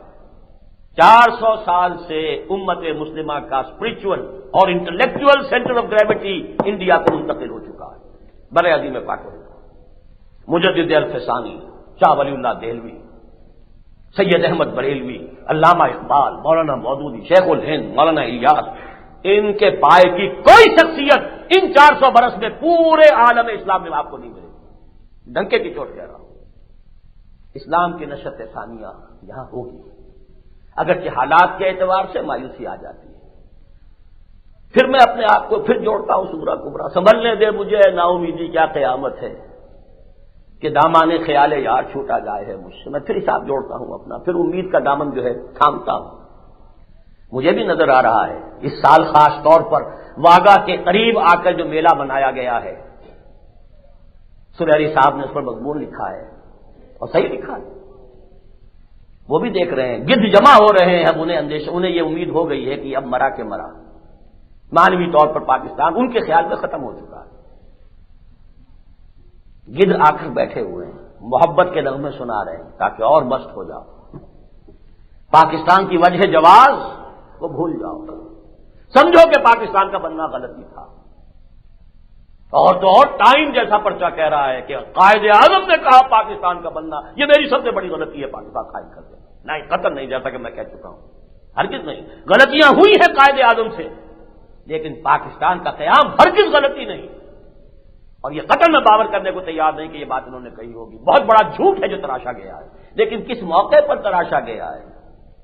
یہ مغربی گدھ اور یہ مشرقی گدھ، ہندو اور سکھ، یہ گویا کہ واقعتاً یہ سمجھ بیٹھے ہیں کہ پاکستان جا رہا ہے، ان کی یہ باتیں اس بات کی غمازی کر رہی ہیں، لیکن میں اپنا سورہ کبریٰ دوبارہ جوڑ کر کہتا ہوں نہیں، پاکستان رہے گا۔ یہ پاکستان اقبال کے خواب کی تعبیر ہے، یہ پاکستان بر عظیم پاک و ہند کا پہلا پاکستان ہے جو قائم ہوا، اس کا 2/3 حصہ جنوبی وہ ہے کہ جو نبی اکرم صلی اللہ علیہ وسلم کے انتقال کے تقریباً نصف صدی کے بعد یا خلافت راشدہ کے اختتام کی نصف صدی کے بعد یہاں پر اسلامی حکومت قائم ہو چکی ہے۔ عظیم ترین پہلا پاکستان یہی ہے، بر عظیم پاک و ہند۔ اس حوالے سے گاہے گاہے جیسا کہ میں نے کہا مایوسی ہوتی ہے، لیکن مجھے یقین ہے پاکستان قائم رہے گا، اور پاکستان ہی اسلام کی نشت ثانیہ اور نظام خلافت علی منہاج النبوت کے دنیا میں احیاء کا نقطہ اولا ہوگا، پہلا قدم بنے گا۔ البتہ اس پاکستان کے بارے میں جو بات میں نے پہلے بھی کہی تھی پھر کہوں گا، پاکستان کا باپ اسلام، ماں جمہوریت اور انتخابات، یہ دونوں لازم و ملزوم ہیں۔ البتہ پاکستان میں اسلام انتخابات سے نہیں آئے گا۔ میں نے نہ ایک منٹ اپنا کبھی صرف کیا ہے سوائے زمانہ طالب علمی کا جماعت اسلامی کا پہلا الیکشن 1951 کا، اپنے 2-3 مہینے اس میں نے لگائے تھے، اس کے بعد نہیں، وہ غلطی دوبارہ پوری زندگی میں نے کی۔ لیکن یہ میں جانتا ہوں اس انتخاب کا سلسلہ چلتا رہنا چاہیے جب تک اسلامی انقلاب یہاں نہیں آتا، کوئی اور آلٹرنیٹو نہیں۔ اسی حوالے سے اپنے بیرونی سفر پر روانگی سے قبل جو مشورے میں دے کر گیا تھا پھر دہرا رہا ہوں، انتخابات لازماً ہونے چاہیے، کسی صورت ملتوی نہیں ہونے چاہیے، اور مجھے امید ہے کہ ہوں گے۔ ان انتخابات کے ضمن میں اگرچہ بظاہر تو یہ کہ گڈی چڑھی ہوئی ہے نواز شریف صاحب کی، لیکن کہا نہیں جا سکتا، نواز شریف انتخابات کے حق میں بھی ہے، قائم ہونا بھی چاہیے ان کے نزدیک، اسی لیے ان کا حق اعتبار سے اس وقت جو موقف ہے بڑا مثبت قسم کا موقف ہے ہر معاملے کے اندر، اس لیے کہ انہیں نظر آ رہا ہے کہ میری کامیابی ہے، دنیا میں کہا بھی جا رہا ہے کامیابی، لیکن یہ کہ there is many a slip between the cup and the lip, ابھی کچھ نہیں کہا جا سکتا۔ تاہم یہ جیسا کہ میں نے کہا ہے انہوں نے بڑی محنت کی ہے، بڑی مشقت کی ہے، قربانیاں دی ہیں، یہ جو بھی جمہوریت ہے لولی لنگڑی اندھی بہری، اس کا ایک تقاضا انہوں نے پورا کیا ہے کہ 2 جماعتیں موجود رہنی چاہیے۔ ایک جماعت بنا کر انہوں نے کھڑا کر دیا ہے اپنی مسلم لیگ کو، وہ اصلی ہے یا نہیں ہے وہ دوسرے لوگ فیصلہ کر لیں، آپس میں فنکشن ہے یا کون سی ہے یا کہ جب وہ جو میرے نزدیک اب اگر کوئی مسلم لیگ حقیقتاً ہے، اگر کوئی مسلم لیگ تو مسلم نواز شریف کی لیگ ہے، انہوں نے محنت کی۔ اسی طرح میرے خیال میں بے نظیر بھٹو کو بھی کسی صورت میں الیکشن سے پیچھے نہیں ہٹنا چاہیے۔ میں یہ کہہ کر گیا تھا، اب پھر کہہ رہا ہوں، موجودہ حکومت نے غلطیاں کی ہیں، اس کی پارٹی کو توڑنے کی پوری کوشش کی، چن چن کر اس کے دشمنوں کو کیئر ٹیکر کی حیثیت سے لا کے کھڑا کیا ہے۔ یہ غلطی ہے، بہت بڑی غلطی ہے، بہت بڑی بددیانتی ہے۔ اس کے باوجود، اور اس کے باوجود کہ وہ مجھے کیا جانتی ہے میرے بارے میں، اس نے کہا تھا کہ ڈاکٹر نثار کو کیا پتا اسلام کا، اسلام کو تو میں جانتی ہوں۔ اسلام کے اعتبار سے بہرحال میری رائے جو اس کے بارے میں ہے وہ سب کو معلوم ہے، لیکن اس کے باوجود میں کہہ رہا ہوں، اگر میرا مشورہ اس کے نزدیک کسی درجے میں بھی قابل قبول ہو یا قابل شنید ہی ہو اور کسی طریقے سے میری بات پہنچ جائے اس تک، تو میں اس کو یہ مشورہ دوں گا کسی صورت الیکشن کا بائیکاٹ نہ کرے۔ اسے پارلیمانی جمہوریت جو بھی کہیں یا جمہوریت کا تقاضا کہ دو ایک پارٹی اس کی ہے، کوئی حرج نہیں، سیٹ بیک اگر آ بھی جائے، ایک اپوزیشن کے لیڈر کی حیثیت سے کردار اپنا پلے کر کے دکھائے۔ یہ دو پارٹی کے اوپر اس گاڑی کی یہ جو پٹڑی کے اوپر گاڑی چڑھی ہے اس کے اندر اپنا کردار ادا کرے اور پیچھے نہ ہٹے، اور ہرگز سندھ کارڈ استعمال نہ کرے۔ اگرچہ میں پچھلے جو تقریر کر کے گیا تھا میں نے کہا تھا وہ کر سکتی ہے، اسے بہت زیادہ کارنر کیا گیا تو وہ صرف سندھی لیڈر بن کر اٹھے گی، اور وہ وہی خطرناک رول پلے کر سکتی ہے جو اس کے باپ کے ذریعے سے ہو گیا تھا۔ یہ اپنی جگہ ہے، لیکن یہ کارنر کرنے والے بھی تو پھر اس کے مجرم ہو جائیں گے۔ اس کے لیے راستے کھلے رکھو، آل پاکستان سطح کے اوپر اسے اس سیاست کا کھیل کھیلنے دو، کھیل ہی ہے، میوزیکل چیئر کا گیم ہے ان کے لیے۔ وہ چاہے لغاری صاحب ہوں، وہ بھی ایک بہت بڑے وڈیرے کے پوتے ہیں اور بیٹے ہیں، اور یہ بھی ہے بہت بڑے وڈیرے کی سر شاداباد بھٹو کی پوتی ہے، تو سر جمال شاہ لغاری کا پوتا اور سر شاداباد بھٹو کی پوتی، کھیل تو ان کا ہی ہے۔ لیکن یہ کہ جب تک یہاں اسلامی انقلاب نہیں آتا، اس کے کھیلنے کے جو رولز آف دی گیم ہے ان کے مطابق دو پارٹی کی جو بھی ایک سیاست ہے اس کی پٹری پر اس ملک کو چلنے دیں، خدا کے لیے چلنے دیں۔ کوئی صوبائی کارڈ، کوئی صوبائی جو ہے موقف اختیار کر کے، اور میں یہ پھر کہہ رہا ہوں بلائے دوہل، ایک زمانے میں بڑی قربانی دی ہے بے نظیر بھٹو نے، جبکہ جی ایس سندھ کی تحریک عروج پر تھی، اس وقت اس نے وفاق کی علامت بن کر سامنے آئی ہے، اور اس نے بہت سے نوجوانوں نے کہ جو اس کے جاننے والے اور اس کے پہچاننے والے اور حفاظتی تھے اپنی جانیں دی ہیں۔ سندھ میں سب سے زیادہ نوجوان سندھی مرا ہے ایک دوسرے کے مارنے سے، جی اے سندھ کا نوجوان اور پیپلز پارٹی کا نوجوان، اس لیے کہ پیپلز پارٹی کو سمجھا جاتا تھا یہ وفاق کی علامت ہے، اور جی اے سندھ وہ تھا کہ جو سندھ کو علیحدہ کر کے ایک آزاد مملکت کی حیثیت سے دنیا کے اندر ایک ملک کی حیثیت سے لانا چاہتے تھے۔ سب سے زیادہ ایک دوسرے کے آدمیوں کو مارا ہے جی اے سندھی نوجوانوں نے اور پیپلز پارٹی کے نوجوانوں نے، قربانی دی تھی، وہ وفاق کی علامت بن کر کھڑی ہوئی تھی۔ اب بھی اسے چاہیے کہ اس وفاق کے لیے اور ایک آج پاکستان لیول پر اپنا وہ جو سیاسی کردار ہے وہ پلے کرے۔ اسی طرح عمران خان کے بارے میں کہتا ہوں ٹھیک ہے آیا ہے، اب وہ جو بھی اس کا یہودی تعلق ہے نہیں ہے وہ جانے، لیکن سوال یہ ہے کہ یہاں یہود سے غیر متعلق کون ہے، میں ہوں یا آپ ہیں؟ یہ آئی ایم ایف کس بنا کا، کس کا ہتھ کنڈا ہے، کس کا ادارہ ہے؟ یہ امریکہ بہادر کون ہے؟ یہود کے سب سے بڑے سرپرست نہیں، وہی آپ کے انداتا ہے۔ یہ بات میں نے کہی تھی جب کہا گیا کہ یہ طالبان نے جو ہے یہ امریکہ کی مدد سے، تو میں نے کہا تھا تو جہاد افغانستان پہلے جو لڑا تھا وہ کس کی مدد سے لڑا تھا؟ اگر اس وقت وہ گناہ نہیں تھا تو اب گناہ کیوں ہے؟ بہرحال اس ملک کی سیاست میں وہ بھی آئے، ایک نئے کھلاڑی کی حیثیت سے آئے ہیں۔ قوم کے اندر ہونا چاہیے یہ احساس، اور یہ احساس اجاگر ہوگا تبھی ہوگا جب یہ عمل برابر چلے، اور جمہوریت کی یہ گاڑی جو ہے اس کو دو جماعتی پٹڑی کے اوپر چلنے دیا جائے۔ دوسرا مشورہ، بڑا مشورہ قاضی حسین احمد صاحب کو، الیکشن کا بائیکاٹ کیا، مبارک ہو، بہت صحیح کیا ہے، اور کاش کہ آپ اس کو مستقل تج دیں، قوم کی ذہنی، فکری، اخلاقی تعمیر کی فکر کریں، ایسے 2 لاکھ افراد بنانے کی کوشش کریں۔ آپ کے پاس کارکن ہیں، منظم لوگ ہیں، لیکن ایک بات میں عرض کر دوں کہ اگر کوئی عوامی تحریک الیکشن کو روکنے کی انہوں نے شروع کی تو 2 خطرات موجود ہیں۔ یہ خطرہ بھی ہے کہ جماعت کی اسٹریٹ پاور کا غبارہ پھٹ جائے، اور اس کا نقصان ہوگا اس ملک میں اسلام کے مستقبل کو۔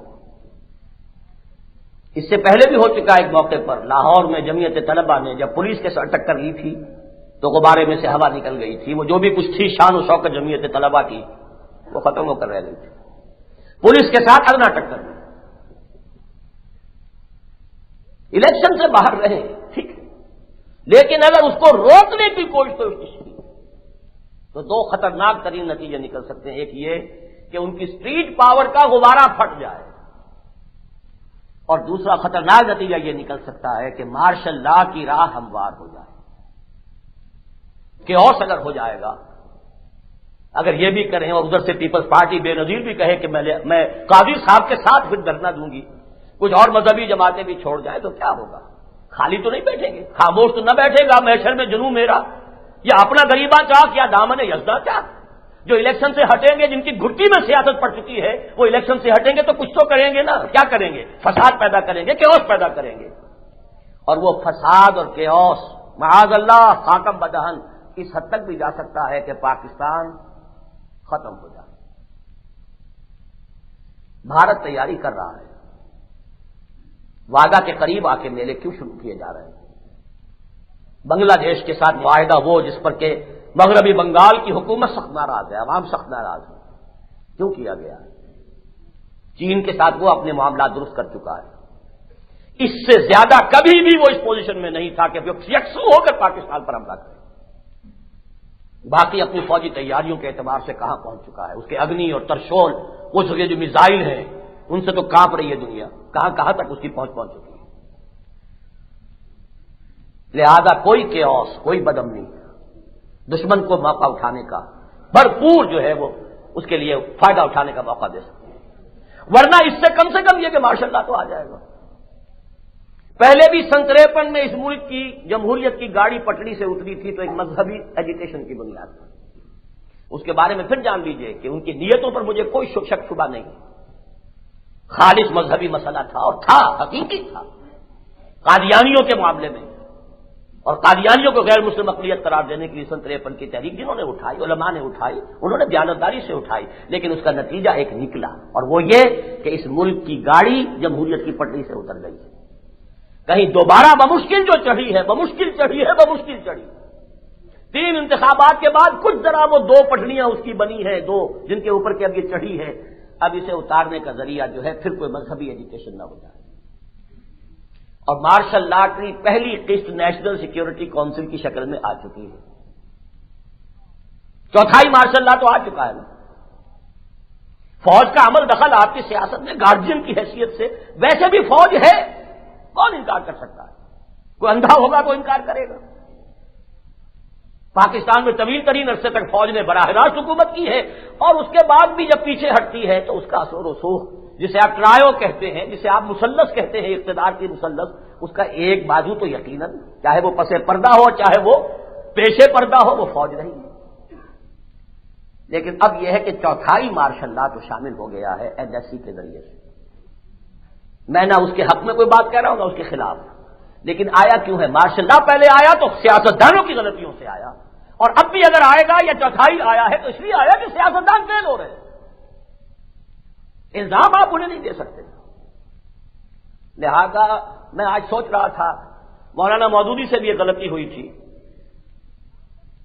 1958 میں انہوں نے ایک کام صحیح کیا کہ مارشل لا کی نفی کی، مخالفت کی، مذمت کی، لیکن ایک غلطی کی، پورے 11 برس اپنی ساری جماعتی قوت کو انہوں نے لگا دیا بحالی جمہوریت کی کوشش میں، اور اس میں سیکولر عناصر کے ساتھ جمع ہو کر نتیجہ یہ نکلا کہ جمہوریت آئی تو سیکولر آئی، شامت اعمال ماں صورت بھٹو گرفت۔ لیکن یہ بات صحیح تھی کہ انہوں نے مارشل لا کی مخالفت کی، لیکن 11 برس جس جماعت نے بحالی جمہوریت کے لیے کوشش کی ہو، آج وہی جماعت قاضی حسین احمد کی قیادت میں اگر اس جمہوریت کی پٹڑی سے دوبارہ اتارنے کے لیے سامنے آئی تو یہ بہت بڑا حادثہ ہوگا۔ بہرحال اگر وہ الیکشن سے مستقل پیچھے ہٹ جائیں تو ہماری پیشکش اب بھی موجود ہے، جماعت اسلامی، تحریک اسلامی، تنظیم اسلامی کا وفاق قائم ہو، تاکہ 2 لاکھ ایسے افراد اس ملک کے اندر پیدا کرنے کے لیے جو اپنی ذات اور اپنے گھر میں دین کو نافذ کر کے ایک شخص کے ساتھ بیعت کر کے جمع ہو سکتے ہوں، اس طاقت کو، اس ٹارگٹ کو حاصل کرنے کے لیے اپنے تمام وسائل و ذرائع کو جھونک دیا جائے۔ تیسری بات یہ کہ احتساب جتنا بھی ہو سکتا ہے اس عرصے میں ضرور کیا جائے، اور اس کے بعد بھی اس کا سلسلہ جاری رہنا چاہیے۔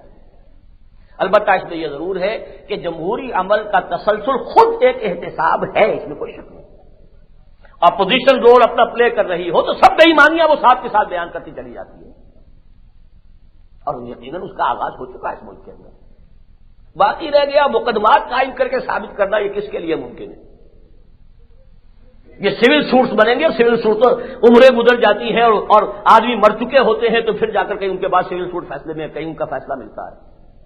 یہ آپ کا اپنا ایک قائم کردہ جو ہے نظام ہے، بغیر اس کے تو آپ کسی کو حکم کو فیصلہ نہیں سنا سکتے کہ اسے آپ دفاع کا حق نہ دیں، صفائی کا حق نہ دیں، تو حضور کے فیصلے کی خلاف ورزی ہوگی۔ حضور کا حکم یہ ہے کہ 100 گناہ گار چھوٹ جائیں کوئی حرج نہیں، ایک بے گناہ کو سزا نہیں ملنی چاہیے۔ یہ کس کا دیا ہوا اصول ہے؟ محمد رسول اللہ کا دیا ہوا اصول ہے، اور شک کا فائدہ ملزم کو پہنچے گا، اس کی بنیاد پر آپ کا نظام بنا ہوا ہے۔ لیکن احتساب چلنا چاہیے، جو بھی ہو سکتا ہو اب کرے، اور باقی یہ کہ اس کا تسلسل جاری رہے۔ تیسری بات یہ بھی کہنا چاہوں گا، چوتھی، قادیانیوں کو اب احمدی لکھنے کے لیے جو بات شروع کی ہے، یہ بھی گویا کہ ایک فیکٹر بن سکتا ہے کہ 1953 کے حالات دوبارہ اس ملک میں پیدا کر دیے جائیں۔ اتنے سینسٹیو ایشوز کو چھیڑنا بہت بڑی حماقت ہوگی، بہت بڑی غلطی ہوگی۔ یہ وہ ملک ہے جس نے دستوری طور پر، خالص دستوری طور پر طے کیا ہے کہ وہ غیر مسلم ہیں، انہیں احمدی کا کور دے کر پھر ان کو جو ان کا مقصود اور منشا ہے وہ ان کے لیے جو ہے حفاظت مہیا کر دینا، اور مسلمانوں میں اپنے آپ کو شامل کرنا جو ان کا دھوکہ ہے، در حقیقت اس کو کوئی بھی جواز دیا گیا ہو سکتا ہے کہ پھر 53 کے سے حالات ہو جائیں، اور اگر یہ ہوا تو میری بدترین جو میرے اندیشے ہیں وہ پورے ہو جائیں گے۔ پھر یہ کیوس پیدا ہو گیا اس ملک میں، تو اب بھارت نہیں بیٹھے گا اس سے فائدہ اٹھائے بغیر۔ نہ سمجھیے کہ جیسے اندرا گاندھی چوک گئی تھی ویسے ہی پھر کوئی چوک جائے گا بھارت میں۔ لہذا اس کی سختی کے ساتھ یہ فیصلہ بھٹو کے زمانے میں ہوا ہے، ایسے طریقے سے ہوا ہے جس پر آج تک کوئی انگلی نہیں رکھ سکا کہ کوئی خلا اس میں۔ یہ تو بہت بڑا کارنامہ تھا ذوالفقار علی بھٹو کا، کوئی آربیٹریری ڈیسیجن نہیں ہے، کسی ایک شخص کا کیا ہوا فیصلہ نہیں ہے، یہ صرف مولویوں کا فتویٰ نہیں ہے، مولویوں کا کنسنسس تھا، وہ تو بہت عرصے سے تھا، لیکن یہ تو پاکستان کی نیشنل اسمبلی کی عظیم اکثریت ہے، اور پھر یہ کہ پورا موقع دے کر لاہوری بھی اور ربوائی بھی دونوں قادیانیوں کو بلا کر اور انہیں پورا موقع دے کر صفائی کا تب فیصلہ کیا گیا، کانسٹیٹیوشنل ہوا، قانونی طریقے پر ہوا۔ اس میں پیچھے ہٹنا بہت بڑی حماقت ہوگی، اور یہ پاکستان کی جڑوں کو کھول دینے والا مسئلہ ہو جائے گا۔ اور آخری بات عرض کر رہا ہوں، جو بھی حکومت 3 فروری کے بعد بنے اس کی ترجیح اول یہ ہونی چاہیے، پہلا کام اس ملک میں مردم شماری، اور مردم شماری کے ساتھ مذہب کا خانہ، اور مذہب کے ساتھ مسلمان اپنا مسلک بھی لکھے۔ اس ملک کی تقدیر مبرم ہے، یہاں اسلام آئے گا، اور جب آئے گا تو فقہی مسائل کھڑے ہوں گے، اور اس وقت معلوم ہونا چاہیے ہر مسلمان کتنے فرقے جعفری کے ماننے والے یہاں موجود ہیں معلوم تو ہو، کتنے فرقے حنفی کے ماننے والے یہاں موجود ہیں معلوم تو ہو، کیا پرسنٹیج ہے، کتنے ہیں جو اہل حدیث سلفی مسلک کے ماننے والے معلوم تو ہو۔ یہ مسلک کا خانہ بھی مسلم اور اس کے بعد مسلک یہ ہونا، اس کے بغیر ہمارا نظام آگے نہیں بڑھ سکتا۔ پرسنل لا کے اندر بہرحال تمام جتنے بھی مکاتب فقہ ہیں، جو بھی مکاتب فقہ ہیں، ان کو پوری آزادی دینا لازم ہے اس دور کے اندر۔ یہ 5 باتیں تھیں کہ جو اس ملک کی اس وقت کے حالات کے اعتبار سے مجھے آپ سے کہنے تھے۔ اقول قولی ھذا واستغفر اللہ لی ولکم ولسائر المسلمین والمسلمات۔